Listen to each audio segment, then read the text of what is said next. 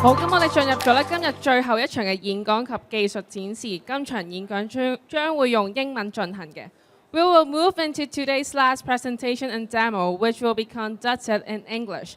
Upcoming, we have a mini AI Thinkers experience. AI Thinkers is a global community with chapters in over 60 cities, driving AI innovations and collaboration through community power.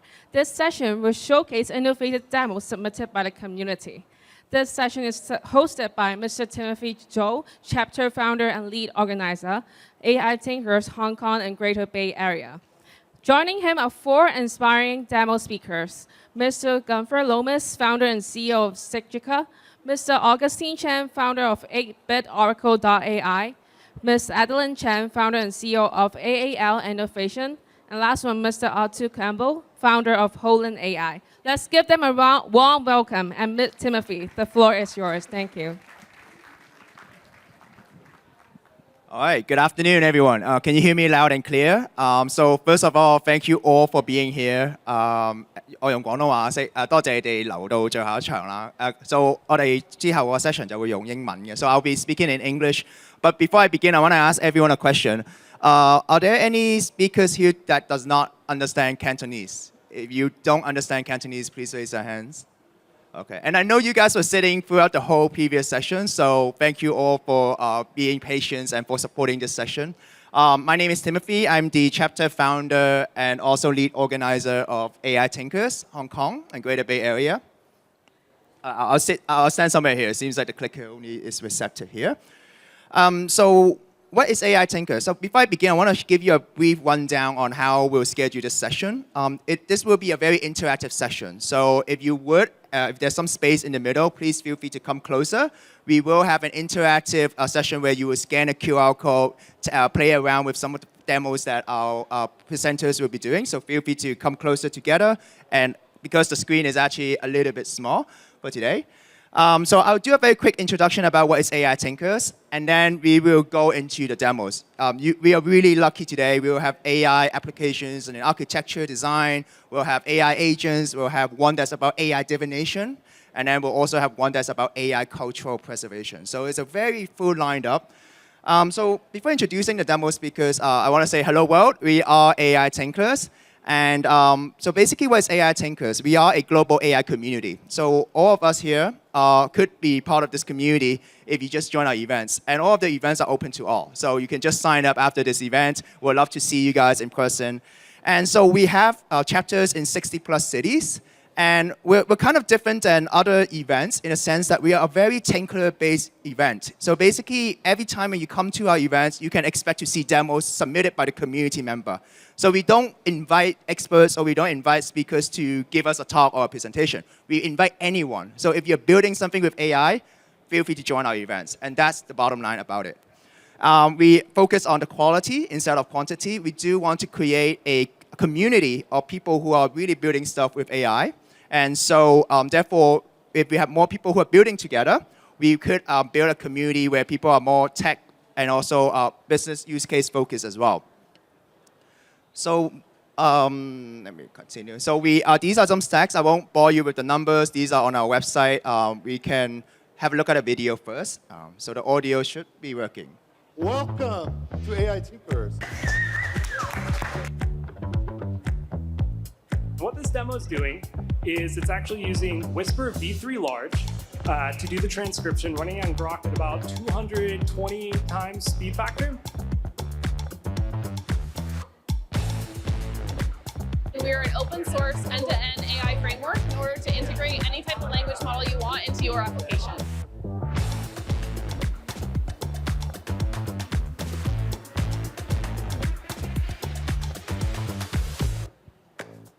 I'm an AI thinker. I love building. That's what I do. At AI Thinkers, you are seeing the future happen before it happens anywhere else. I go to a lot of AI events and hackathons, and I have to say, AI Thinkers is my favorite event. I don't miss it. I was actually in a lot of AI communities, and when I found that, it was mind-blowing.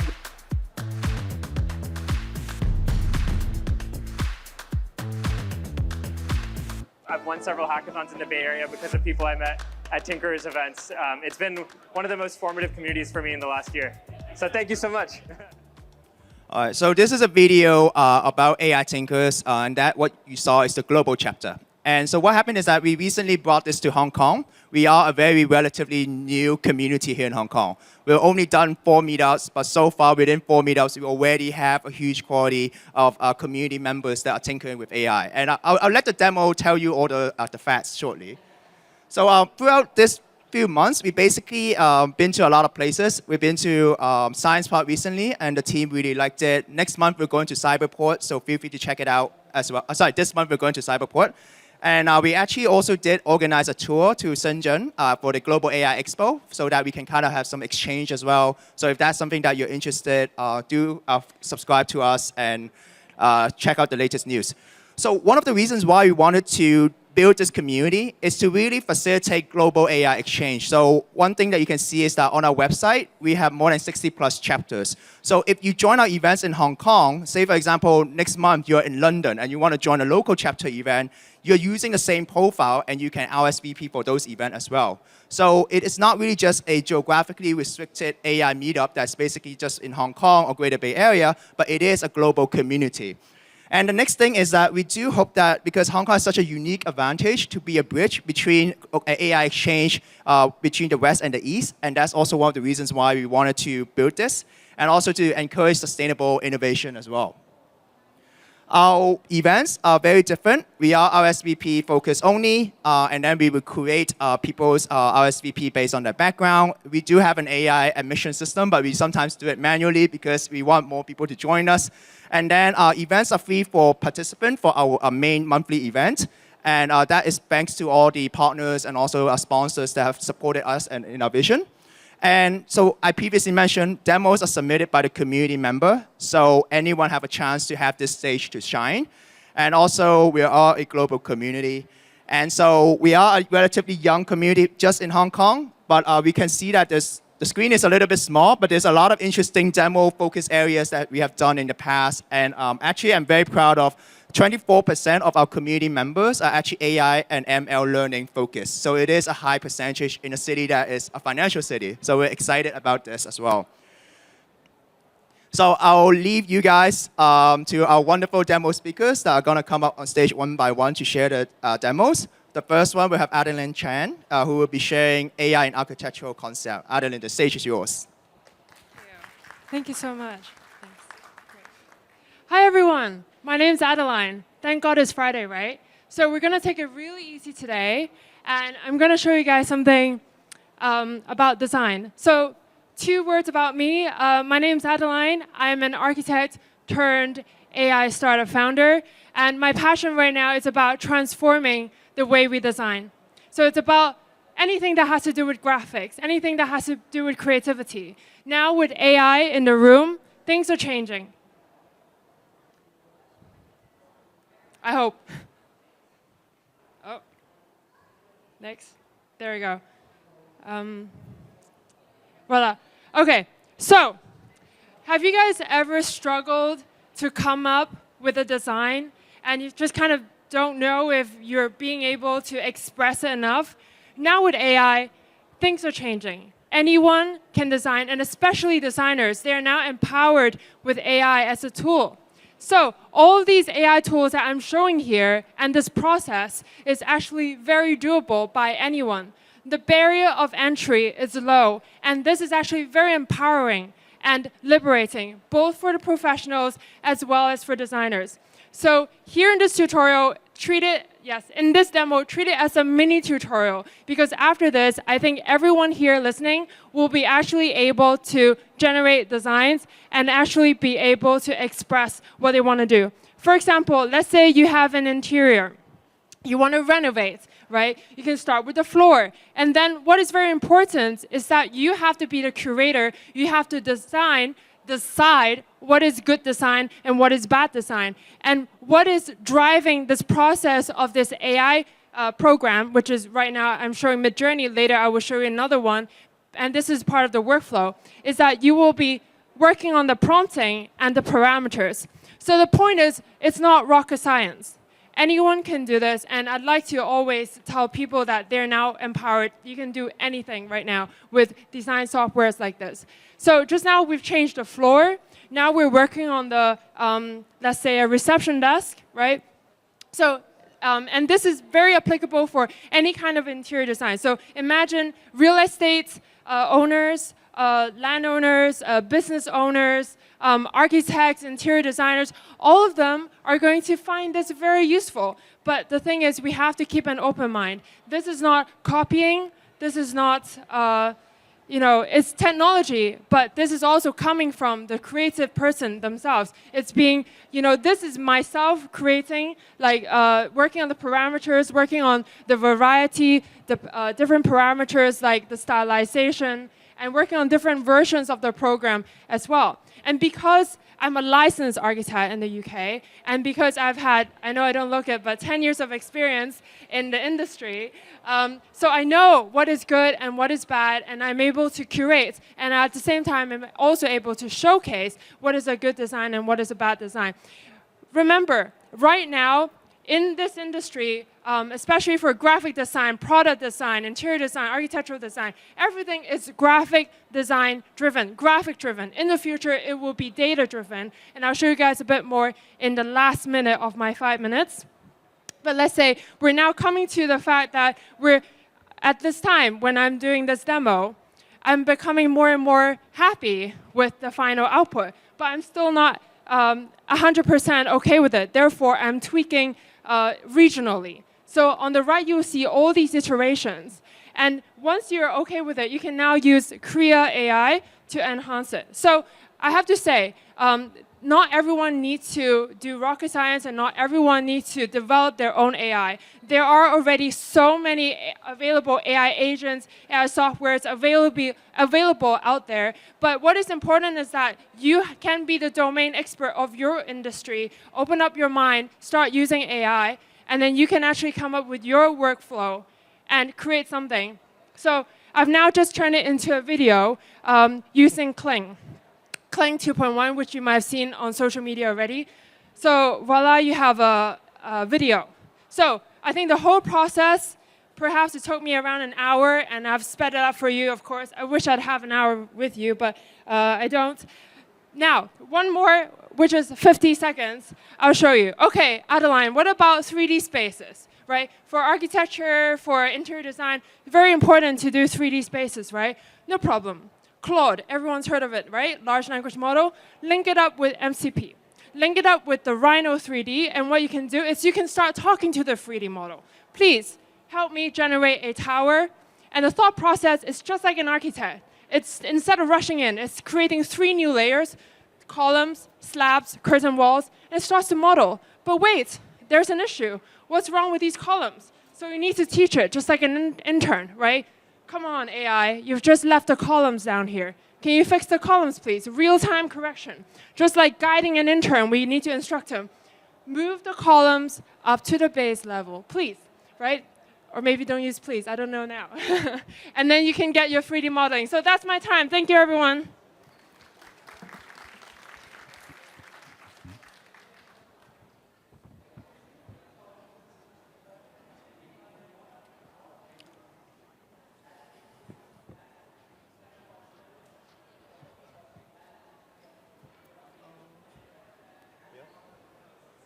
Hello. Hello, everyone. I'm Atul. I'm Atul Kamble from Holon AI.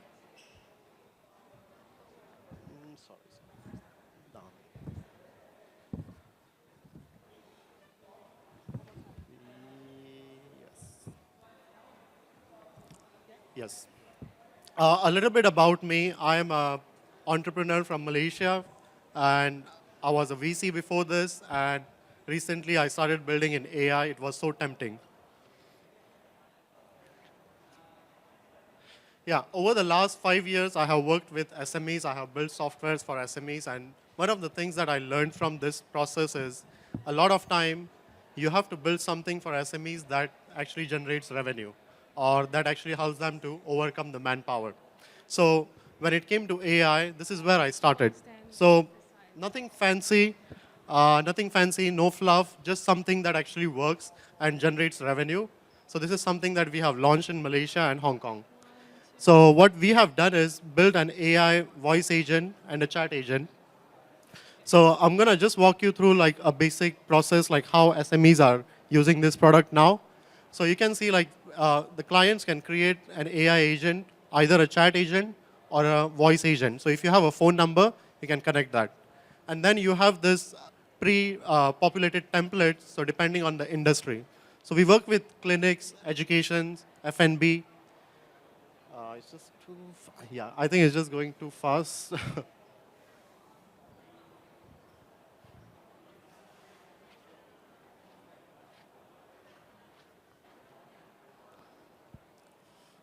I think I'll just yeah. Yeah, so it's basically a basic sign-up flow. So if you have a phone number, you can just connect your phone number or buy a VoIP phone number.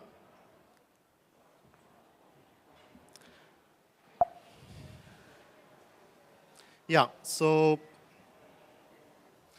depending on the industry, we have built pre-populated templates so anybody can get started. And then there are like inbound and outbound calls. So if you have like inbound incoming calls, the AI agent can act as an AI receptionist. Or if you want to run campaigns to reach out to your existing customers, it can act as an outbound call. It also syncs up with your existing channels, and then it also gives you all these insights on like how many calls were made, how many incoming calls, like how many interactions, and what was the reason for any drop-off. If you want to do like outbound campaigns or activate your leads, you could just upload that data and it can do that for you. Yeah, you can see like there are like all this recency and frequency. I mean, the reason for showing this demo is the simplicity of the product and how SMEs are able to use it. So this is just the small piece of what we are building. But this is our go-to-market. And the next, I want to show you like, what does it mean and what is our bigger picture. Yeah, can I just stop here?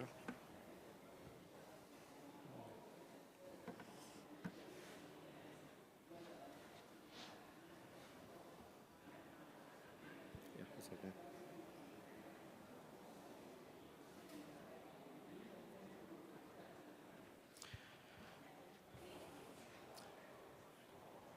So we are Holon, and Holon basically means whole, and on means basically a connection. So what we have done so far is 2 agents that actually automates like certain part of your workflow. In our roadmap, we have all these other agents that we want to build, a performance marketing agent, an accounting agent, a sales agent. And powering all of this is a Holon core. We call it an outcome sync. So what happens is every agent interaction that happens, it gets logged in, or the data gets logged in the Holon core. And the Holon core basically forms the basis of this, and that basically like orchestrates like all the agentic flow.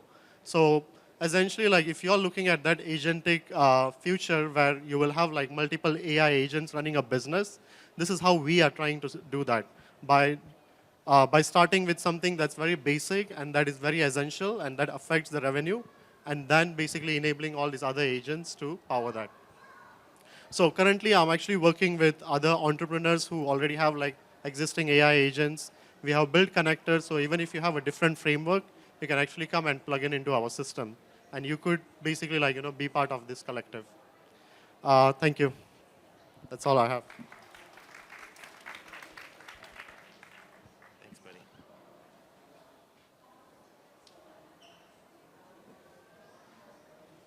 I just, yeah, that's my time to shine. Thank you, Alice. All right. Got 5 minutes. Tight time pressure. Thanks, Tim. Thanks to the organizers for giving us this time slot. My name is Augustin Chan. I'm from New York. That's why I have the accent. Worked for a couple startups, did enterprise, worked for a bunch of enterprise software companies, and now I'm trying to do something new. Someone asked me the other day, why is it called the 8-bit Oracle? And 8 is a very auspicious number, Chinese culture. Bit stands for 0 and 1 in computing. but 0 and 1 also map to yin and yang. And yin and yang is the basis of the I Ching, which is what the 8-bit oracle is all about. Okay, now we're going to try to get to the next slide. Boom. Ah. Do I go down? I go down. Okay, so Hong Kong skyline, Matrix theme. Woo, woo, woo. Okay. So I think there's a lot of us that are going to have or having some anxiety around AI, because if AI becomes a digital god, what is left for us to do? And you can always go down this rabbit hole of thoughts, but I wanted to sort of redirect that energy into something maybe more positive, which is about curiosity about how we can have Hong Kong become Asia's leading city in AI. And wouldn't it be fun to somehow have the I Ching help us answer this question? So the I Ching is an ancient system. It's a divination system based on yin and yang. It's pre-Han, and it influenced Taoism, Buddhism, and Confucianism. Okay, so let's go to the next one. So let's tinker a bit. And I'm at 2 minutes. So sorry for the size of the slide. But basically, I had a very undirected Taoist roadmap in building this thing. I started off with just a one-on-one chatbot experience where you could just ask it anything you want. And we will divine hexagrams using the Yarrow-Stock method. And the AI, or the 8-bit oracle, the mysterious Morpheus-like entity will come back with some answer. And then integrated with some other more fun things like Polymarket, Prediction Market, and my buddy William's crypto sentiment service called Irai. So that's his word cloud and the sentiment from Reddit, Telegram, and Discord. And then more recently, I developed a feature called Pathways, which is much more about scenario planning. So if you had a policy-style question and you wanted Sun Tzu and Philip K. Dick and Carl Jung to chime in, there is some divination involved, but I'm not going to go into it. But the idea behind that was it's not really about features, what I've learned as I'm building this thing. It's actually about having the user in the proper frame of mind. And that's why we're moving towards more scenario or policy types of usages. So let's go back to that original question. Let's ask together. Ah, yes, big QR, boom. QR code, please scan if you want to go join a live reading. You can enter the app. Everyone enters into a room. You will have a Tai Chi or a yin-yang symbol above your head. Click it. And hopefully there'll be a bunch of other people in there as well. Yes, and we're going to exit out. I'm going to escape out. I'm going to hit my tab. And so we've got a bunch of new hexagrams here, and I am going to also, oh my goodness, add in. And so what we're trying to do here is we are going to have the set of hexagrams sent to the 8-bit oracle. And so everyone can sort of collectively have some input into this very curious or question that we all have. Use DeepSeek in the back. And the prompt is sort of structured for the AI to try to do some kind of analysis to find some emergent properties. It tries to find chains, some temporal analysis, and so on. And this is DeepSeek, Guenther's favorite model. I've got 15 seconds left, so let's go. And so let me scroll down. And it goes through. And why don't we focus on the strategic pathway? So the strategic pathway develops through 3 capability convergences. Talent infrastructure nexus. Okay. Whoa, what happened there? Okay, no, let's go through here. Leveraging Hong Kong's financial infrastructure through abundance to fund AI ventures. Creating regulatory uncertainty to attract multinational R&D. Certainty, sorry. Developing specialized education programs to build local talent. Establishing cross-border data flows through GRACE with Greater Bay Area. And there's also an implementation framework where it gives timelines and it maps. And so what the I Ching is really good at is it's good at giving AIs additional context. So even though you're not it's incorporating the poems and the stories and thousands of years of history. And so that's what I have. And I think this leads quite well with Guenther's, oh, sorry, yeah, we got to go back. Sorry, I'm causing problems here. Guenther's presentation on cultural preservation. But we are looking for backers who see the vision. Wealthy benefactors who don't really have tight oversight. That's what we're looking for. Okay, thank you.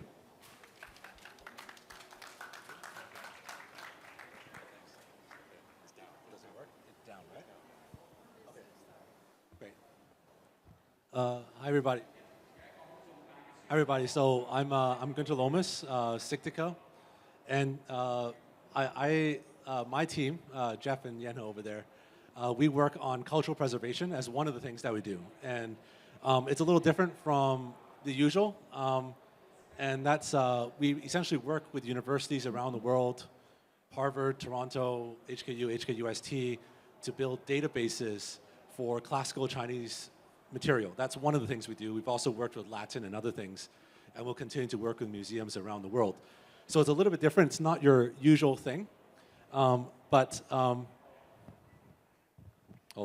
I see the problem now. Okay, yeah, it's actually interference. That's why. Okay, all right. So pretty much everybody nowadays, we know about RAG, right? In this room today, a lot of people do RAGs because they want to find documents and they want to get an LLM experience.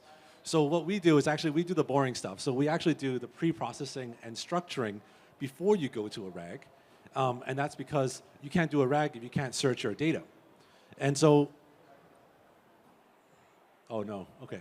Right, so when we were approached by certain universities, we started out with hard copies of books. That's what we're used to for the last 100 years, right? And then they started scanning them around 20 years ago, 10 years ago, very high quality scans, but you can't search that.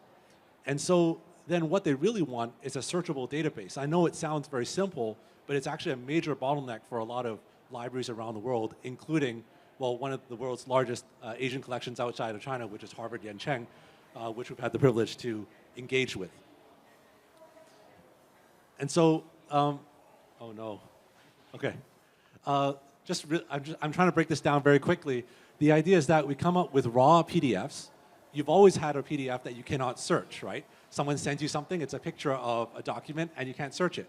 Now, if it's typed text, if you open up your Mac, it will do an OCR for you. But what if it was classical Chinese? It won't work. And so then what we have to do is that we have to understand the layouts using object detection, which is not LLM. And then we do OCR, which is a customized type of OCR. So it's not the Adobe Reader, but it's like a customized version of that. And, oh no, thank you. Yes, so this is an example document of what we were dealing with. This is a genealogy. It's a Korean genealogy written in Chinese characters. And you can see that there's different segments to the document, right? So if you put this through OCR today, if you did an Adobe Reader today, it might recognize some of the characters, the clean ones, but it wouldn't recognize the rare characters and also the ones with special calligraphy. And also, it's going to lump everything together into a huge blob. So it's not going to recognize the different structures of the document. And so if you put that into Gemini today or DeepSeek, it won't be able to recognize that there's actually 6 different generations in this genealogy document.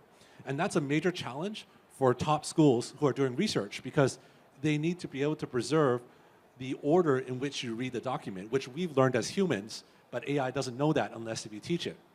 And the major challenge that we have here is that we think that LLMs can do everything. You can tell Gemini that, okay, please read this for me, draft an email for me, understand things for me. And in fact, Gemini can even do tables now. But actually, it's still very difficult for Gemini to understand more complex layouts because you would actually have to teach it.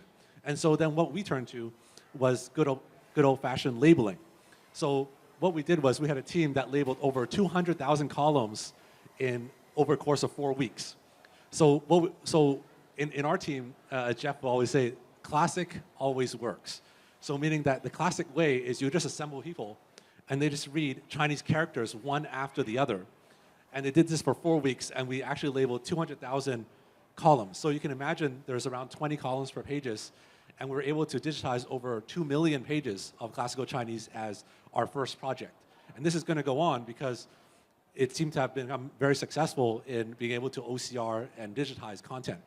And for those who can read Chinese, I'm sorry for those who can't, but what we believe in is a tailored solution rather than a one-size-fits-all. And so by update training models, and this can also be applied to fine-tuning LLMs as well, but by fine-tuning OCR models, we're able to actually pick up very subtle differences in Chinese characters. And so some Chinese characters that look very similar actually are the wrong character. And for cultural preservation, this actually matters a lot, because if you have the wrong character, then you have the wrong context. And if you feed that into an LLM, it's also going to misunderstand it as well. And so, our work is actually, honestly, I would say, some people might say it's a very boring work, but then what we try to do is we try to protect the integrity of the stuff so that downstream we're able to do better work, especially at the top universities in the world. So I come from an applied statistics background, and so when we train models, we always think about, okay, the training set and the test set, these things. These are things that you don't have to worry about when you're just using LLM, but when you're actually modeling, you have to build the strategy yourself. And so what we noticed was that depending on the different kinds of books, the kind of characters that show up, so each bar here is a different character. For a genealogy, the most common character, you can't see it from the back, but is shi, which means something like from your family lineage, your family name. Whereas in another record, which is a Qing dynasty record about like Mandarin officials and all that, it's ren, which is person, because it's talking about this person from this hometown and everything else. So depending on the genre of books that you're trying to preserve, you're going to get a different character distribution. And that means that your model is going to be biased towards that book that you digitize. So then for AI scientists, they always ask, well, can you do a one-size-fits-all? Can you do a single ChatGPT, or do you need to fine-tune it? And our answer is always, fine-tune is always going to get you the highest quality data, but you have to put in the work in order to do it. Whether it's object detection, whether it's LLM fine-tuning or anything else, fine-tuning always pays off. And so then what does it mean for cultural preservation? What it means is that for top universities around the world, we're going to have to start thinking about, before we used to think about books, right? We keep books in a library. Well, what if we started keeping models in a library, right? We have fine-tuned models for different kinds of calligraphies or different kinds of books, and that these are able to freeze the knowledge that we have on calligraphy or on other things, and we can learn more from them. And so what you're going to see is a catalog of, for example, one type of calligraphy that's often used, especially since the Tang Dynasty, is zhengkai, which is a very standardized type of calligraphy. But we also have different kinds of calligraphies as well, or different kinds of genres of vocabulary that's used. And so in order to do very high quality data, we always need fine-tune, and therefore that's going to be the future of library science, is going to be fine-tuned models that are going to be cataloged alongside books that we're going to freeze with weights and neural nets and transformers. And that's it on my part. Thank you. Thank you, Cooper. Every time when I host these sessions, it's just super inspiring. And I want to thank all the demo speakers. We know that there was a time constraint and so on, and also some technical difficulties. Just a very quick chapter update. We are going to be hosting our next meetup. So if you like meetups like this, you like the experience, feel free to come check it out. We'll be in the Cyberport by the end of this month on the 27th. I think today, unfortunately, we don't actually have a Q&A session, but we could definitely stay behind and exchange contacts, exchange more information with the speakers about what they're doing. So instead of making this longer than it should be, I will wrap up. So thank you, everyone, for joining. And one thing I want to end with is that I think AI is like a few days ago, I was actually in Korea, and I haven't been to Korea like since 10 years ago, and I don't read Korean at all. So one thing that I found AI to be very helpful, and where AI, shows its colors, is when you step out of your comfort zone, right? When you step out of comfort zone, AI is able to help you navigate uncharted waters. So I wanted to leave you all with a question, and that is, maybe we should sometimes step out of our comfort zone. Sometimes there's technical issues, it's totally fine. But through that, we learn so much from that experience. So thank you all so much for joining. We do want to stick a group photo if you guys would like to join us. So Yeah, Ali, can we take a group photo on this way, on this side?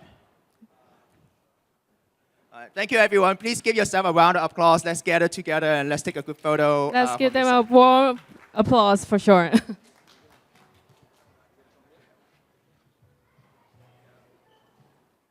And look at the camera. Smile. A really good one. Thank you, Timothy, and a big thank you to all our demo speakers for that really inspiring session. 咁我哋為期2日嘅 Business Go Virtual 呈現嘅 AI Plus Power 2025科技會議今日已經圓滿結束，衷心感謝大家呢2日嘅積極參與同埋大力支持。透過豐富精彩嘅演講同埋深入交流，我哋共同探索咗 AI 點樣改變行業未來。希望大家可以繼續推動創新同合作。特別感謝所有講者啦、嘉賓啦、主辦單位同幕後團隊嘅辛勤付出，令本次嘅會議圓滿成功。期待下年再次同大家相聚啦 ！Thank you。